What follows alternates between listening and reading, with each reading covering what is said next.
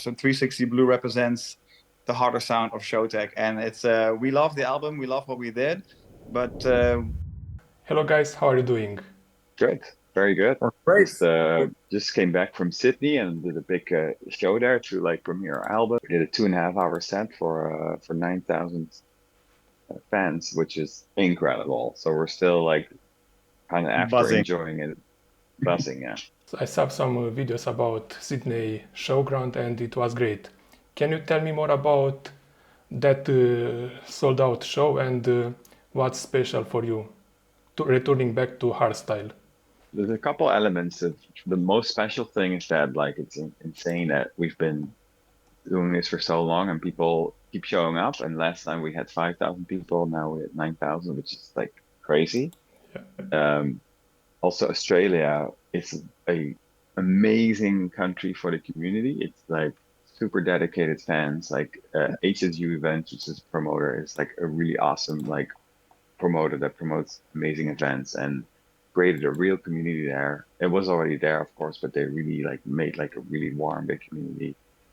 So for us to be gone for 10 years and to come back with an album like that and premiere it there and have people like still excited for it, that was incredible. Of course, it started like last year, we did a show there, and after that we did Climax in the Netherlands. So we already created an online like buzz, but now to have it all like actually in working is incredible. I have listened to you since the beginning, since the hardstyle times, and I'm really happy that you're back, but also I love what you did after you stopped creating hardstyle.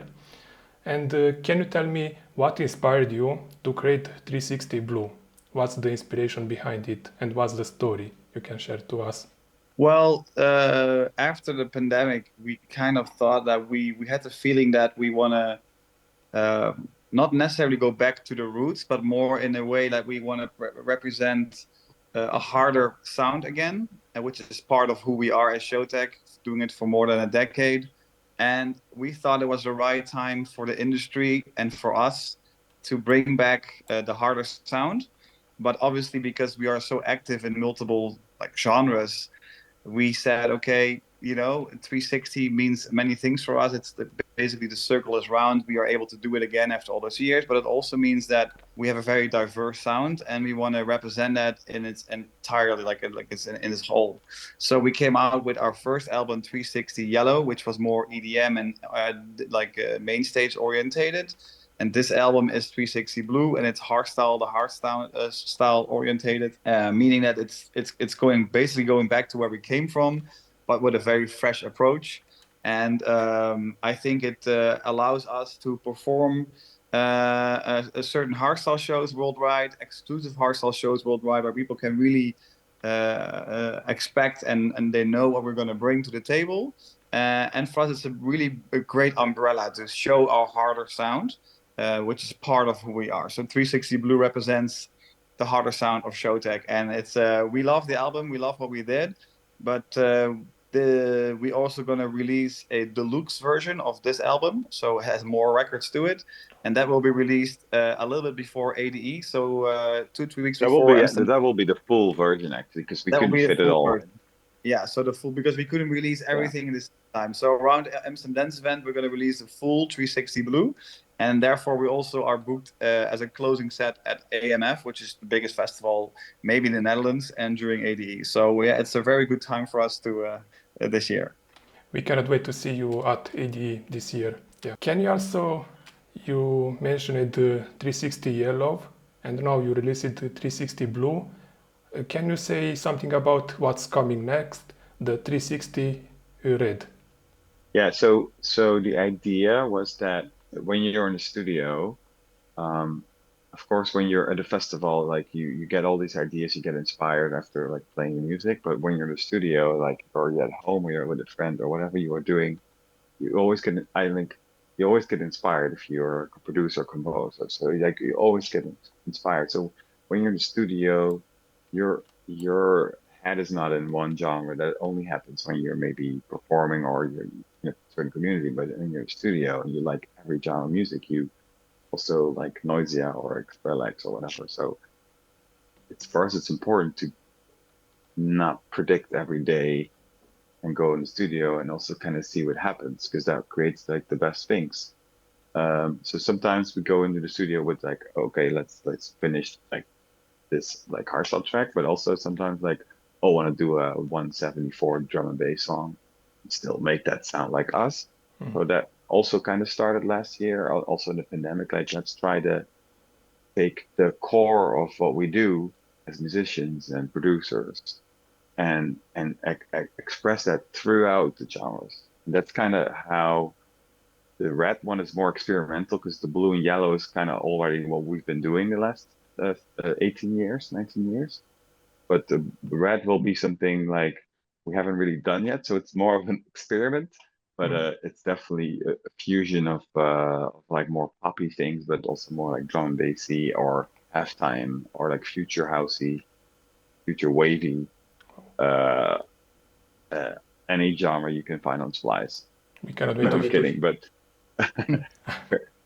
every like we don't try to cater it like to a specific crowd. It's more a very expressive experiment, and for us it's fine if people really like it, or maybe it's like too forward thinking. At least it's something we've always been wanting to do, and we feel blue and yellow are already like, that's already, we're very proud of that, and that's already like working for us. So this one is more of an experiment too. Yeah, we cannot wait us. So yeah, so we have yellow, blue, and then red is coming after blue. I will next, yeah, but that's going to be next year though, because we have so much. Next year, But next year. yeah. Can you tell me what inspires Showtek, you as a brothers, when you're in studio producing music? From where do you get the inspiration for creating such beautiful songs? Well, I think inspiration can come from anywhere. It could come from old music that you grew up with and that sticks in your head and that brings you back to a certain time of your life. You want to translate that into something new and fresh. I think it also you can also get inspired, by going to a theater and watching a movie. You hear great music with film, and then you kind of realize that, oh wait, this soundtrack is actually really amazing because I see a certain image. And for me, I get also inspired because of the need of what I want to achieve myself. So sometimes, for example, with Dear Hardstyle, it was really, we went into the studio like, okay, we want to write something. Um, uh, as a thank you, and when we come back to Hardstyle to the fans, so we already got inspired by the thought that what we want to create. And of course, it was an empty canvas, so you start, with one little dot, and then you're gonna paint yourself. So it's a mixture of everything, in my opinion. Yeah, and I think to add to that, because the first thing is definitely a big part. I think music is very very generation connected. But I do believe that every producer maybe or like maybe pop singer that listened to the Rolling Stones or like their 80s, like George Michael, and they're now like in their 30s or 40s, they got inspired by that and translate that into the what's current now. I think that's definitely key what music is. There's a documentary about it too. It's sort of a recycling. Everything is recycled, or everything is a remix. It's called. You watch it, really cool. Yeah. So that's part of it. So for me, to add to that is like there's like an inner story that you want to tell and you want to express, and every artist recognizes it, but you don't really know how to, and nobody will ever tell you how to do this in your life. You have to figure that out yourself. But I think when you work in music and you work in a cultural environment, you can find people and moments to connect to that inner story, and in that way try to translate it into what you're doing. I mean, that's what art is, I guess. I think that's key of hopefully, and not everybody gets to do that, but try to tell your whole story, or what's inside of you, like who are you, and you translate that into your music, and I think that's super important. And some people do it through their melody, some people do it through their writing, but it's very important to get your emotions in some way out there in the world to tell your story, and I think music is a great way to find something to translate that, to harness that into art. So true, yeah. Do you guys watch the football? Because you play a lot of festivals which happen on stadiums. Who's your favorite football team, if you can tell?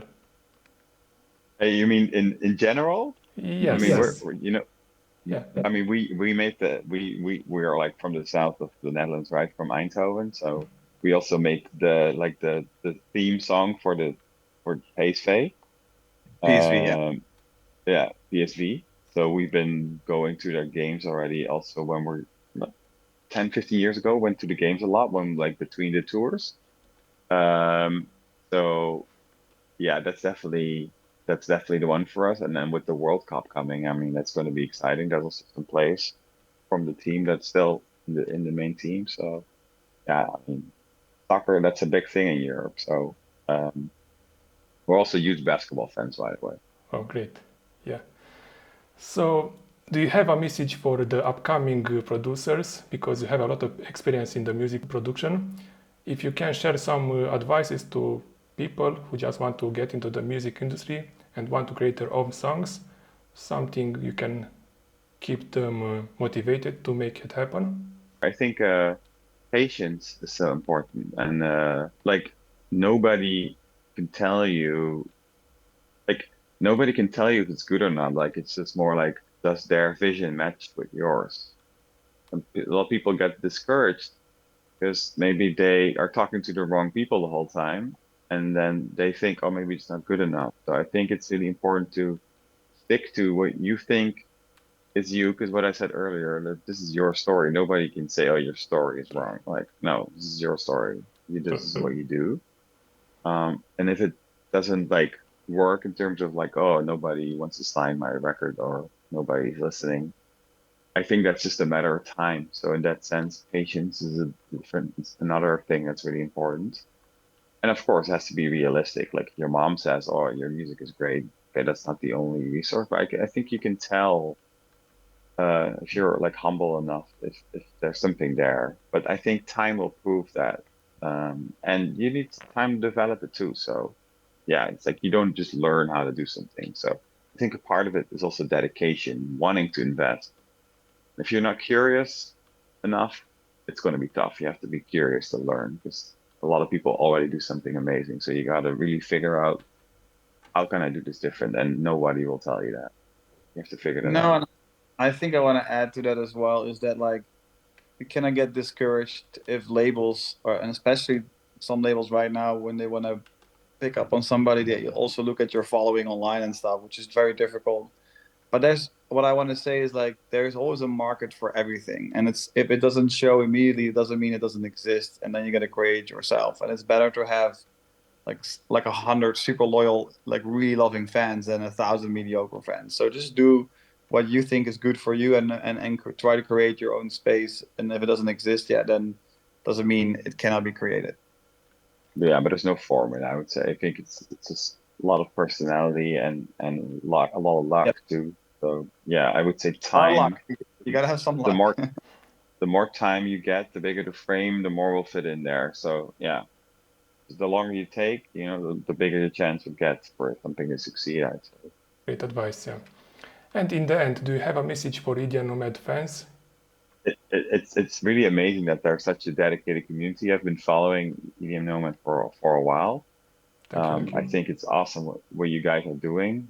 Keep doing it as well. Like it's really awesome. And no, we want to thank you guys for taking the time Our pleasure. to our friends to listen to us and give us like this like attention in a way because it's really appreciated by us. It was a pleasure to hear. Go stream the album. Go stream it. Sure, yeah. Yeah, we cannot wait to stream it, yeah. Thank you so much for your time.